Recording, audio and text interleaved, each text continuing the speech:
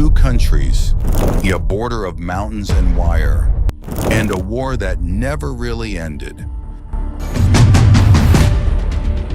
For over 70 years, Syria and Israel have stood on opposite sides of history.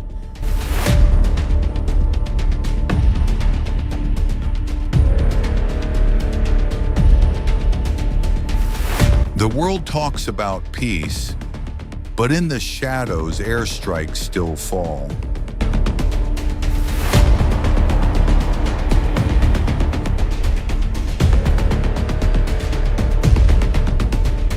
On July 16, 2025, Israeli warplanes struck deep inside Damascus, hitting Syria's Ministry of Defense and sites near the presidential palace. 3 people were killed, over 30 injured. The target, Iranian forces embedded in the capital. It was one of the boldest attacks in years. But this wasn't the beginning, and it won't be the end. This is the untold story of a silent war, fought through missiles, militias, and memory.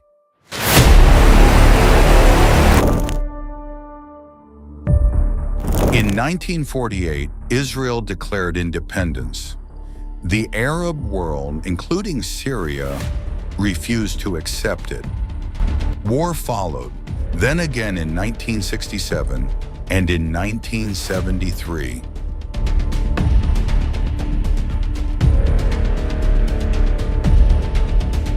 But the most important moment came during the Six-Day War. In just 6 days, Israel captured the Golan Heights, a plateau overlooking northern Israel. To Israelis, it was a security shield. To Syrians, it was a national scar. Decades of ceasefires followed, but no peace.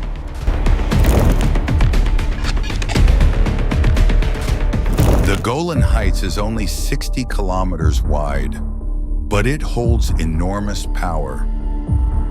From here, artillery once shelled Israeli towns. Today, it's fortified with fences, tanks, and intelligence outposts. In 1981, Israel passed a law annexing the Golan Heights.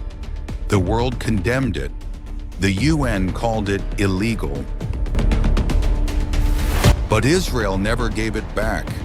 On the other side, Syria waited and watched.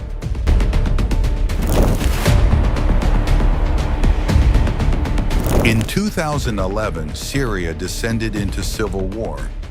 Assad's regime lost control of major cities. Militias flooded the country. But to Israel, one enemy stood out: Iran. Iranian commanders, weapons, and militias, including Hezbollah, began establishing military bases in Syria. Israel watched closely, then it acted. In 2013, Israeli airstrikes quietly began targeting Iranian shipments. By 2018, those strikes were happening almost weekly. But Israel didn't claim responsibility, and Syria didn't admit the losses.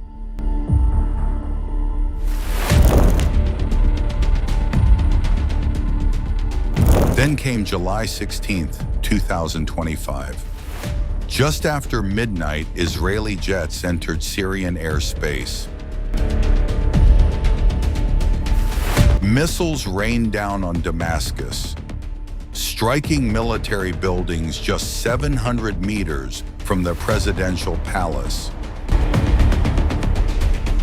It was a direct hit on Syria's core. Syria's defense ministry was damaged. 34 people were wounded, 3 killed. Israel later confirmed the operation. To prevent regime troops and Iran-backed fighters from advancing into Suwaida, a southern city on the verge of civil chaos.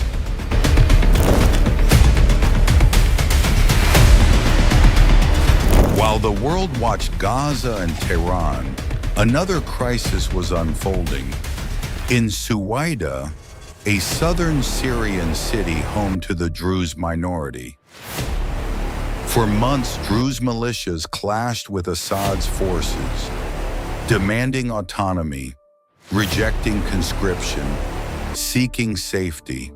Israel, which has its own Druze population, was watching. The recent strikes weren't just about Iran. They were about protecting Suwaida from Assad.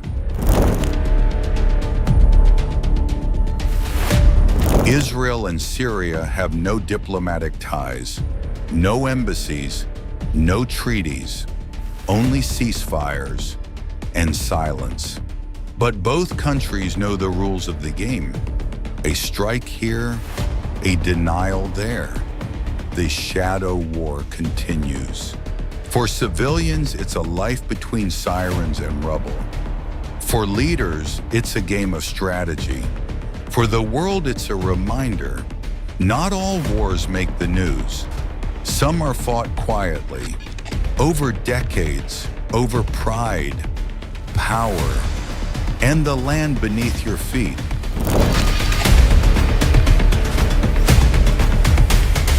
From the ruins of Damascus to the hills of the Golan, this war has never truly stopped. It just changes form. Missiles instead of armies, militias instead of borders, silence instead of treaties. And as long as both sides refuse to speak, the war will go on.